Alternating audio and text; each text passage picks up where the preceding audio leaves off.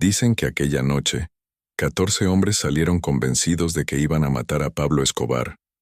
Pero nadie, absolutamente nadie, entendió lo que realmente los estaba esperando. Porque, antes de que salieran, sucedió algo extraño. Un silencio pesado cayó sobre la bodega. No era el silencio del lugar, era el silencio dentro de ellos. Como si cada uno supiera, sin admitirlo, que esta misión no dependía de balas. Dependía de quién sería capaz de regresar con vida. Y aquí está el detalle que casi nadie conoce.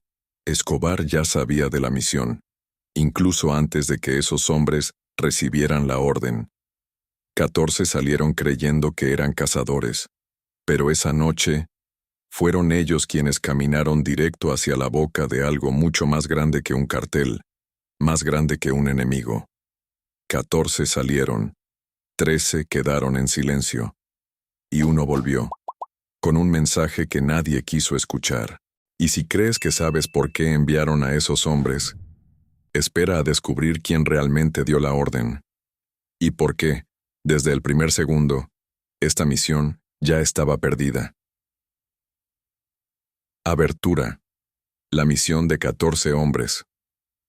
La historia comienza en un país donde el silencio pesaba más que el plomo.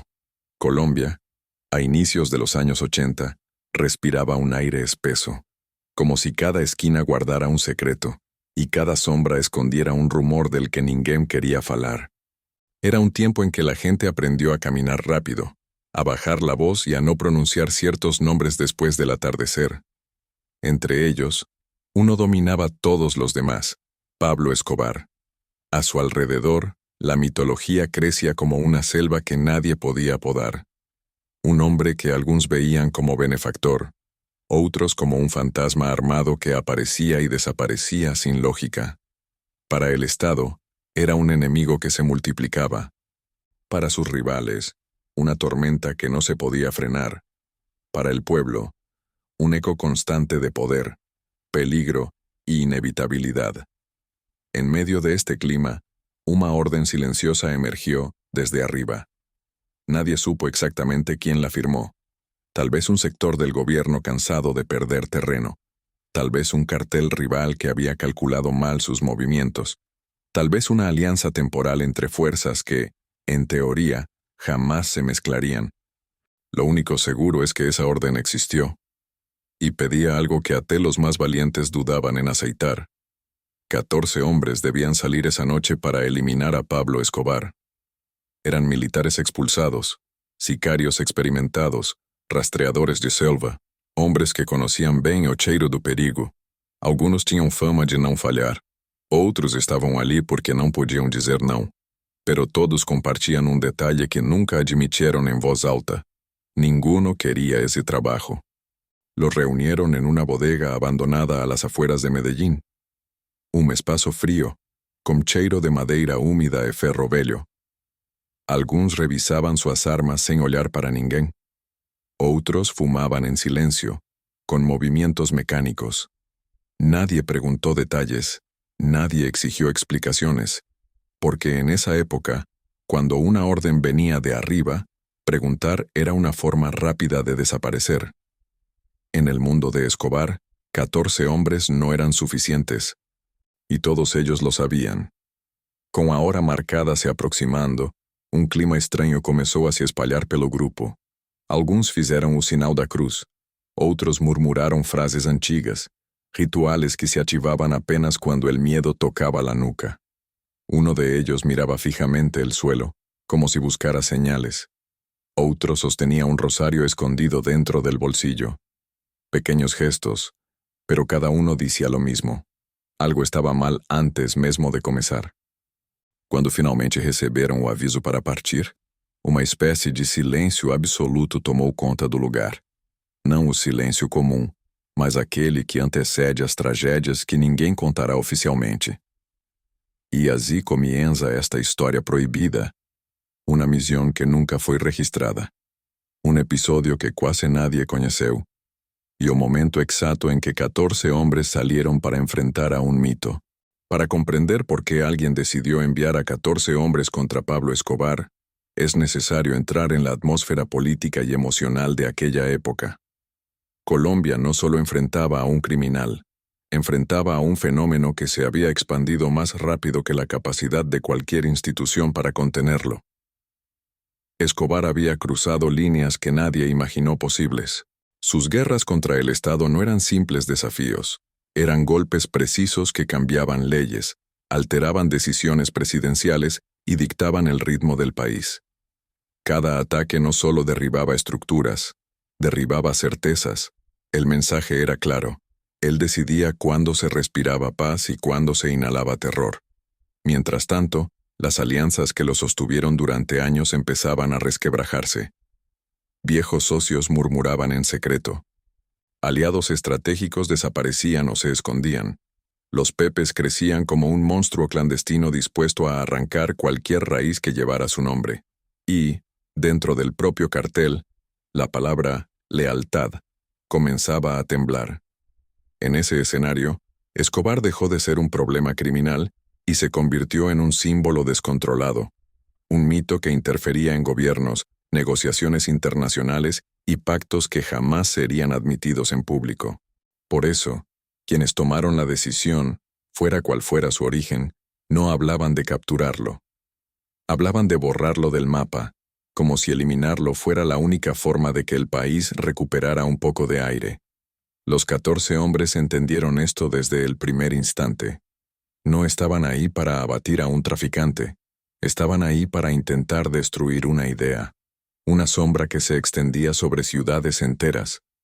Y esa sensación los acompañó como un peso en la espalda incluso antes de salir. El narrador lo resume con frialdad documental, casi como una sentencia. Si no lo detenían en ese momento, ya nadie podría hacerlo después. La misión, en apariencia militar, tenía un trasfondo mucho más profundo. Silenciar a un hombre cuya voz movía miedo, acuerdos secretos y fronteras invisibles. Era más que una cacería. Era un intento desesperado por romper un mito antes de que ese mito se volviera eterno. La noche en que partieron no tenía estrellas. Era una oscuridad pesada, espesa, casi hostil, como si el cielo mismo quisiera advertirles que dieran media vuelta. Los 14 hombres se reunieron en un patio de tierra húmeda, rodeado de paredes viejas que parecían haber escuchado demasiadas historias para seguir en pie. Los vehículos que los esperaban no eran imponentes. No necesitaban serlo. Eran camionetas viejas, silenciosas, pintadas con colores apagados que se confundían con la sombra. Sus motores ronroneaban con un sonido irregular, como si también sintieran miedo. Uno a uno subieron, sin entusiasmo, sin palabras. El silencio no era una decisión, era un instinto. Cuando Olmedo entra no pecho, hasta la voz se esconde. Las conversaciones que surgieron durante el trayecto eran cortas, tensas, fragmentadas. Alguien preguntó si realmente tenían la información correcta. Otro respondió con una risa seca, casi irónica. Nadie quería admitirlo, pero todos pensaban lo mismo. La misión olía a muerte antes de empezar. Pequeños detalles los delataban. Manos que temblaban al cargar revistas. Miradas perdidas hacia la ventana, buscando señales en la nada. Respiraciones profundas como si intentaran convencer al cuerpo de que todavía había control. Uno de ellos murmuró algo sobre un mal presentimiento. Los demás fingieron no escuchar. Entre el grupo, había un hombre que permanecía en silencio absoluto. No destacaba por fuerza, ni por fama, ni por cicatrices. Pero su mirada tenía algo distinto. No miedo, no arrogancia. Algo entre duda y resignación, como si ya conociera el final y simplemente hubiera aceptado desempeñar su papel. El narrador lo anticipa con frialdad. Esa noche, algunos ya sabían que no volverían, y uno entendía que volver no sería un triunfo, sino una condena. Cuando el portón se abrió y las camionetas avanzaron hacia la carretera, la sensación fue inmediata. Estaban dejando el mundo conocido y entrando en una zona donde la lógica humana ya no operaba. En silencio, sin gloria, sin promesas, Los 14 hombres iniciaron el camino sin retorno. La primera tentativa ocurrió en un lugar donde la montaña parecía tragarse el sonido. Un paso estrecho, cubierto por árboles altos y húmedos, donde el viento apenas lograba colarse. Era el tipo de sitio perfecto para una emboscada, si la información era correcta. Pero esa noche, nada parecía estar en orden. Los 14 hombres habían recibido la señal de que Escobar pasaría por allí en cuestión de minutos. Se repartieron entre rocas, raíces y sombras, intentando controlar la respiración. El silencio era tan denso que parecía estar esperando algo. El problema fue que las primeras inconsistencias aparecieron rápido. La hora exacta se retrasó. Luego, un mensaje contradictorio llegó por una vía que nadie reconoció. Después, alguien notó que las luces lejanas, las que supuestamente anunciarían la llegada del convoy, no mantenían el patrón esperado. Uno de los hombres murmuró que algo no encajaba. Otro respondió que ya era tarde para dudas. Fue entonces cuando ocurrió el primer error. Un ruido seco, un disparo aislado, salido de la sombra, sin aviso, sin señal. Nadie supo quién lo había hecho. Tal vez un nervioso, tal vez alguien que vio un movimiento equivocado, tal vez alguien que jamás quiso que esa misión funcionara. En cuestión de segundos, la oscuridad respondió. No hubo gritos, no hubo caos ruidoso. Solo ráfagas precisas, silenciosas, ejecutadas desde puntos que ellos jamás identificaron. Movimientos rápidos, casi invisibles. Sombras que aparecían y desaparecían como si conociesen aquel terreno mejor do que cualquier mapa. 3 hombres cayeron antes de entender lo que estaba ocurriendo. Los demás sintieron el pánico colarse por dentro como un veneno frío. Intentaron reorganizarse, buscar posiciones, responder a algo que no conseguían ver. Pero la emboscada no era suya. Alguien, en algún lugar de aquella montaña, había anticipado cada movimiento, cada paso, cada silencio. Para el entorno de Escobar, aquella operación no fue una sorpresa, fue una confirmación. Cuando las ráfagas cesaron, lo único que quedaba era la respiración agitada de los sobrevivientes y el eco lejano del disparo que lo había iniciado todo. Ese sonido, pequeño e insignificante, fue el que quebró el silencio, y con él, la misión empezó a desmoronarse. Después de la primera emboscada, algo esencial se quebró dentro del grupo.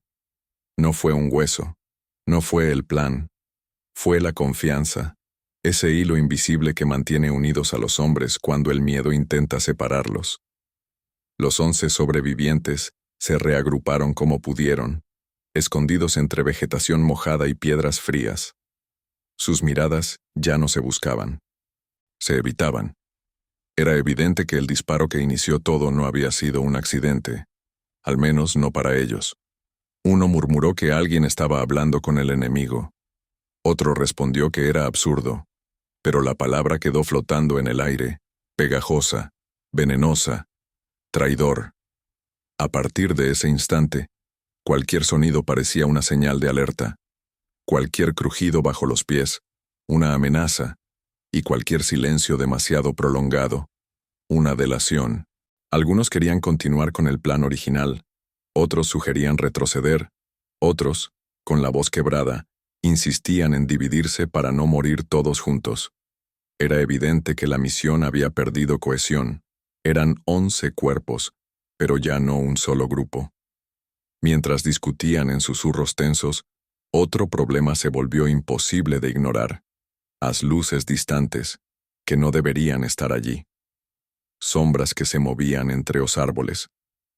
Pequeños destellos, señales de que tal vez no estaban solos desde hacía horas. El miedo se transformó rápidamente en paranoia en hostilidad, y la hostilidad, en decisiones precipitadas. Un enfrentamiento interno estalló en cuestión de segundos. No hubo necesidad de tiros. Bastaron empujones, insultos ahogados, acusaciones impulsivas que hicieron más daño que cualquier enemigo externo. Se separaron, cada grupo moviéndose en dirección distinta, convencido de que los otros estaban perdidos, o peor. En grupos así, La traición siempre viaja más rápido que las balas. Esa noche, la selva no se llenó de guerra entre bandos. Se llenó de hombres que ya no confiaban ni en su propia sombra. Uno a uno. Algunos desaparecieron entre la oscuridad. No todos por manos enemigas.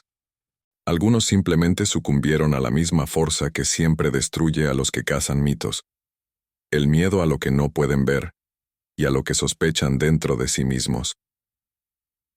Cuando el grupo se fragmentó en la oscuridad, algo insidioso comenzó a crecer en el ambiente. No era apenas el miedo a un enemigo invisible. Era el peso silencioso de un nombre que llevaba años expandiéndose como una sombra sobre toda Colombia. Pablo Escobar. Para algunos, un capo. Para otros, un benefactor. Pero para quienes salían a cazarlo, un mito vivo, tan grande que a veces parecía imposible que fuera un hombre de carne y hueso. Uno de los sobrevivientes, el que más tarde sería conocido como el único que volvió, empezó a sentir algo que antes solo había escuchado en murmullos, que la lucha contra Escobar no se libraba en la selva, ni en las calles, ni en emboscadas, se libraba dentro de la mente. Recordó conversaciones previas a la misión. Hombres rudos, implacables, endurecidos por años de trabajo sucio, hablando de Escobar no como un objetivo, sino como si fuera un espectro, un ente que aparecía donde no debía, que sabía lo que nadie debería saber, que siempre iba un paso adelante, incluso cuando parecía acorralado. Esa reputación, repetida en bares, cuarteles y esquinas silenciosas, había moldeado algo poderoso, un miedo colectivo, un respeto involuntario, una sensación que ahora pesaba más que el arma que llevaba en las manos. Caminando entre árboles que parecían cerrarse sobre él, el sobreviviente entendió algo terrible, que el enemigo real no era Escobar. Era la percepción que el país entero tenía de él. Era la idea de que intentar derribarlo era un acto de desafío a algo casi sobrenatural. En Colombia, algunos nombres se pronuncian con respeto y otros con cuidado. Y el de Escobar siempre fue dicho con ese segundo tipo de silencio.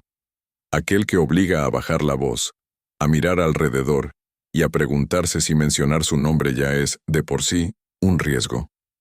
Cuando el grupo reducido logró reencontrarse, ya no eran soldados ni sicarios experimentados.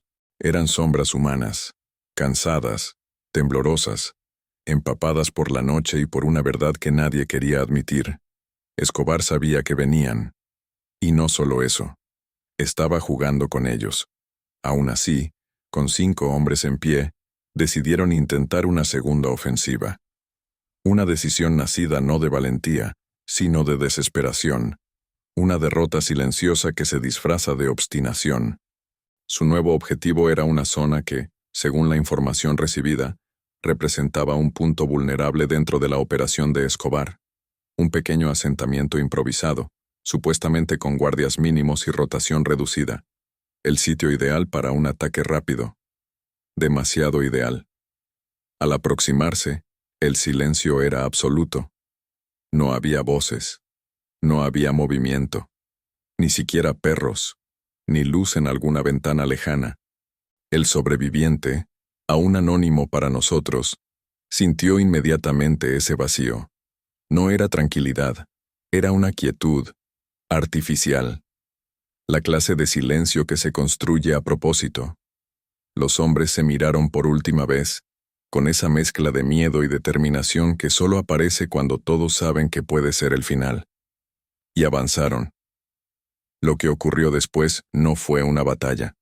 Fue una caída. Un derrumbe súbito. Una sucesión de sombras que emergieron desde los lugares más inesperados, como si hubieran estado allí desde horas antes, esperando exactamente ese movimiento. Uno cayó sin siquiera gritar. Otro retrocedió, confundido, intentando comprender cómo habían sido detectados. El tercero alcanzó a decir una frase incompleta y desapareció entre la oscuridad. El sobreviviente quedó paralizado por un instante. Entre la confusión y la adrenalina, vio algo que no esperaba. Rostros. Rostros que no eran los de un ejército improvisado. Rostros que sabían quiénes eran, de dónde venían y por qué estaban allí. Eran hombres del entorno de Escobar, no sorprendidos, no reaccionando, esperando. Lo que presenció en esos segundos, esa coreografía silenciosa, anticipada, precisa, sería lo que después entenderíamos como el mensaje.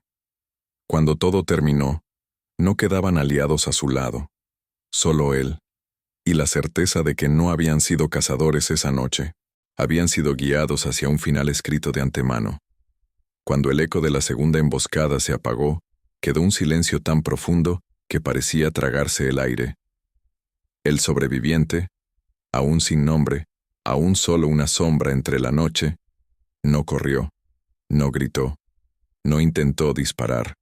Su cuerpo simplemente se quedó quieto. Tal vez fue miedo, tal vez resignación, tal vez algo dentro de él había entendido, mucho antes que los demás, que luchar contra aquel destino era inútil. A su alrededor, los restos dispersos de lo que alguna vez fue un grupo.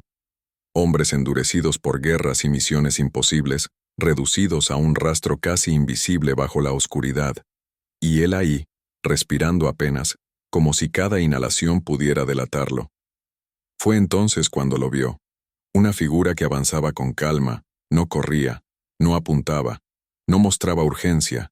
Era la caminata de alguien que ya había decidido todo antes de llegar. El sobreviviente sintió un nudo en el pecho. No era terror, era una certeza. La figura se detuvo frente a él, observándolo con un rostro imperturbable, sin odio ni compasión, solo conciencia. Luego, habló con una voz baja, casi tranquila. No eres el objetivo. El sobreviviente no entendió, o quizás sí, pero su mente se negó a aceptar el significado. Aquel hombre, que claramente pertenecía al entorno más cercano de Escobar, hizo un gesto simple, casi casual, como quien señala un camino sin importancia. Levántate, te vas a ir. El sobreviviente tembló, no por amenaza, sino porque la misericordia, en ese mundo, siempre escondía algo mucho más oscuro. ¿Por qué yo? Quiso preguntar. Pero sus labios no se movieron. La figura se inclinó ligeramente, mirándolo como si leyera algo dentro de él. Porque necesitas contar lo que pasó aquí. En ese instante, el sobreviviente comprendió la verdad que destruyó cualquier lógica previa. Escobar había sabido de la misión desde el principio. De los 14, de la ruta, de los planes, de los errores. Había anticipado cada paso. No fue coincidencia, no fue suerte, fue diseño. Y ahora, él, un hombre común, sin gloria, sin historia, era elegido no para morir, sino para cargar con algo mucho más pesado, ser el que volviera. Mientras avanzaba tambaleando hacia la oscuridad, con el corazón latiendo como un tambor lejano, entendió que había sido perdonado por una razón precisa: no escapar, sino transmitir. El mensaje aún no había sido dicho, pero ya lo sentía arder dentro de él. El sobreviviente caminó durante horas con la sensación de que la selva lo observaba. A cada paso, creía escuchar ecos de voces, ramas que crujían sin motivo, sombras que parecían moverse apenas lo suficiente para recordarle que no estaba libre, solo vivo. Cuando por fin alcanzó un claro, ya no sabía si era madrugada o noche eterna. Y ahí, de pie, como si estuviera esperándolo desde hacía años, lo encontró. No era Pablo Escobar, pero era alguien que llevaba su mirada. Ese tipo de mirada que no grita, no amenaza, no necesita probar nada, porque sabe exactamente lo que representa. El hombre lo observó en silencio. El sobreviviente no podía sostenerle la vista, pero tampoco podía apartarse. Era como si ese rostro cargara una fuerza que lo mantenía en su lugar. Finalmente, el mensajero habló. No con furia, no con orgullo, con una tranquilidad inquietante. Vas a regresar. El sobreviviente tragó saliva. Aquel tono no era una orden militar. Era algo peor. Una certeza. El mensajero dio un paso más, acercándose lo suficiente para que el sobreviviente sintiera el peso de su presencia. Y cuando regreses, vas a decirles algo. El silencio que siguió pareció suspender el mundo. Entonces, como quien entrega una sentencia destinada a viajar décadas, el hombre pronunció el mensaje que Escobar había decidido enviar. Diles que no estoy escondido, estoy esperando. Otra pausa, más pesada que cualquier bala. Si quieren guerra, yo tengo tiempo. El sobreviviente sintió un escalofrío recorrerle la columna, no por la amenaza, sino por la calma absoluta con la que fue pronunciada. El mensajero entonces se inclinó levemente, como si compartiera una verdad prohibida. 14 no fueron suficientes, ni tampoco 14,000. No era una declaración de poder, era una declaración de inevitabilidad, de mito, de alguien que no se veía a sí mismo como un hombre perseguido, sino como un hombre invencible dentro de la mente de quienes querían atraparlo. El sobreviviente intentó responder, pero no encontró palabras. ¿Cómo poner en voz humana algo que parecía diseñado para destruir voluntades? El mensajero terminó con una última frase, casi un suspiro. Vete, que la historia continúe, por tu boca. Y así, con ese peso cargando en los hombros como una cruz invisible, el sobreviviente quedó libre. Libre para caminar, libre para respirar, libre para contar aquello que nadie más viviría para decir. El sobreviviente regresó cuando el cielo apenas empezaba a aclararse, pero en su rostro no había rastro de amanecer. Parecía caminar desde otro mundo, uno del que no se vuelve del todo. Su llegada no despertó murmullos ni preguntas. En esos tiempos, cuando un hombre volvía solo después de partir con 13 más, el silencio era la única reacción posible. No por respeto, sino por miedo. Cruzó las calles como un fantasma que nadie quería detener. Sus pasos eran lentos, pesados, como si cargara algo que no pertenecía a su cuerpo. No llevaba heridas visibles, pero estaba marcado de una forma que la mirada no podía disfrazar. No habló durante horas, quizá porque no encontraba palabras, quizá porque entendía que, si comenzaba a hablar, algo dentro de él se rompería para siempre. Lo único claro era que había regresado con un peso que ningún arma podía disparar y ninguna mano podía sostener. El mensaje que traía no era un aviso de guerra. Era una sombra pronunciada con calma, una verdad que no necesitaba gritos para ser eterna. Escobar no se ocultaba. Escobar esperaba. Con el tiempo, esa frase se deslizó entre rincones donde nunca entran los periódicos ni los historiadores. Una frase que viajaba en voz baja, como quien entrega un secreto que podría cambiar destinos enteros. El sobreviviente vivió el resto de sus días con esa certeza brillando dentro del pecho como una brasa fría. No temía morir, temía recordar, porque descubrió algo que pocos aceptan. A veces, un nombre puede pesar más que un ejército. A veces, la sombra de un hombre es más temida que su presencia. Y fue así, en ese silencio espeso que queda después de una tragedia no contada, que Colombia entendió lo que significó aquella noche. 14 hombres salieron. 13 quedaron en silencio. Uno volvió, y con él volvió el eco de Pablo.